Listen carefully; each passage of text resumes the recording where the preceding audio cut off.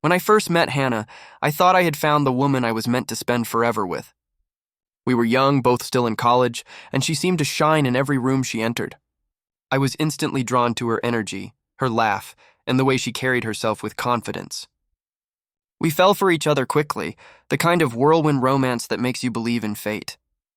Long nights studying together, eating greasy pizza on the floor of our dorms, talking about dreams and futures that felt impossibly big. We were inseparable. When we graduated, life got harder. Jobs were stressful, money was tight, and adulthood came crashing in fast. But through it all, I believed we had each other. When I saved up enough money to buy a modest ring and proposed, Hannah said yes through tears. That moment felt like victory, like everything I had fought for had been worth it because I had her. Our wedding wasn't huge or fancy, but it was full of love, laughter, and promises. I vowed to always stand by her, to love her with everything I had. And I believed her when she vowed the same. For years, I thought we were building something strong, but I didn't notice the cracks forming beneath the surface. At first, it was small things. Hannah was spending more time on her phone. She'd smile at messages, quickly lock the screen if I walked into the room. When I asked, she brushed it off, saying it was just friends from her business networking group. Then came the late nights. She always had some reason, a happy hour, a work dinner, a conference call that ran long. I wanted to trust her. I convinced myself that her business was taking off, that this was part of the grind. Then the intimacy stopped. She'd roll away from me in bed, muttering that she was tired or stressed. Sometimes she'd snap that I didn't understand the pressure she was under. I kept telling myself it was a rough patch, that every marriage has ups and downs. But deep down, something in me knew. The breaking point came one night when she fell asleep with her phone in her hand. I picked it up. I never imagined I would invade her privacy like that, but something inside me pushed. My hands trembled as I unlocked it, and what I saw shattered me. There were dozens of messages between her and another man. They weren't just flirting. They were explicit, filled with things they'd already done together, things they were planning to do, pictures. I scrolled and scrolled, each word a dagger. The woman I had devoted my life to, the woman I thought was my partner, was living a second life. I put the phone down and stared at the ceiling all night, my chest heavy, my stomach hollow. I wanted to scream, to wake her up and demand the truth, but I didn't. Instead, something colder settled in me, rage mixed with clarity. If she wanted to betray me, I was going to protect myself. I wasn't going to give her the satisfaction of a fight. I started documenting everything. Screenshots of her texts, records of her late nights, even receipts I found in her purse. I contacted a lawyer quietly.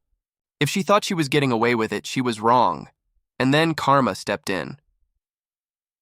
About a month later, Hannah came home pale and unsettled. She locked herself in the bathroom for almost an hour. When she came out, her eyes were red. I asked if she was okay, but she waved me off with some excuse about being tired. I knew something was wrong, but I let it go. A week later, she sat me down at the kitchen table, her hands trembling. "I need to tell you something," she whispered. I went to the doctor. I tested positive for an STD. The room seemed to tilt. My blood ran cold. "An STD?" I asked, my voice flat. She nodded, tears filling her eyes. "I don't know how it happened. Maybe you—" I cut her off, fury surging. Don't you dare. Don't you dare blame me. I haven't been with anyone but you." Her silence was all the answer I needed. She tried to backtrack, to say maybe it was a mistake, maybe it was dormant, maybe she didn't know how. But I knew. The evidence on her phone, her late nights, her sudden coldness, it all added up. The STD was just the final, undeniable proof. I sat back and looked at her, strangely calm. "You don't need to explain. I already know. And now you've given me exactly what I needed to end this."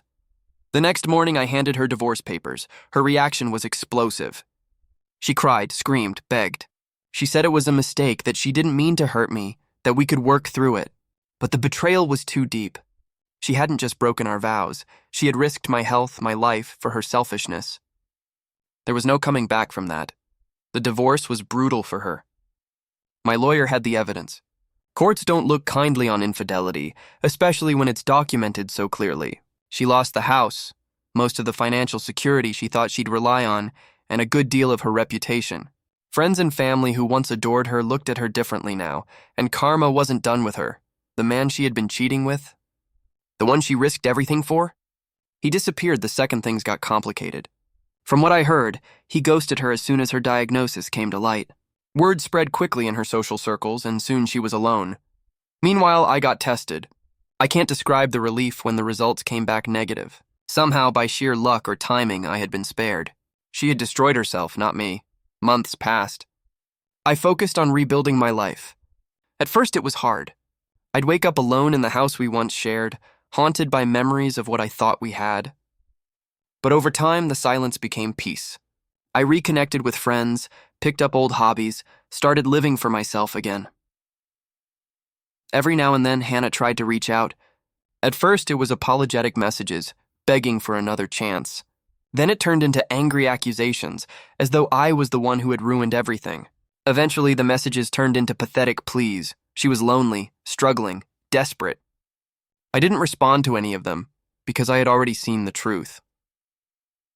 The last I heard, she was working a low-paying job, living in a small apartment, cut off from many of the people who once stood by her. Her business collapsed. The friends who had cheered her on disappeared when her reputation soured. And the men she thought she'd have endless excitement with? They were nowhere to be found. Some people might call it sad. I call it karma. When you gamble with loyalty, love, and trust, you're bound to lose. When you treat your marriage like a disposable toy, when you risk someone else's health and life for selfish pleasure, the universe has a way of evening the scales.